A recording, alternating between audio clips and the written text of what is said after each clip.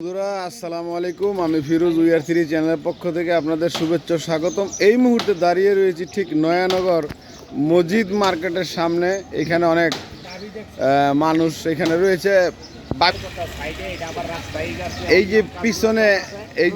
যে পিছনে যে খাম্বাটি দেখতে পাচ্ছেন শুয়ে পড়েছে, কোনো একটি বড় যানবাহন এই খাম্বাটাকে ধাক্কা দিয়ে এমন একটি বিব্রতকর অবস্থায় ফেলেছে।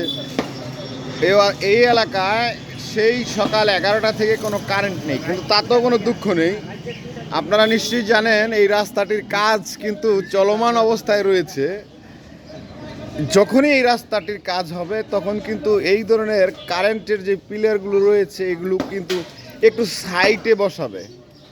এই হচ্ছে আমাদের দেশের কাজ। আবার যখন কাজ শেষ হবে, রাস্তা তৈরি হয়ে যাবে, আবার ওইখান থেকে রাস্তা কেটে এই পিলারটাকে সরানো হবে। কেন, এটা কি একসাথে করা যেত না?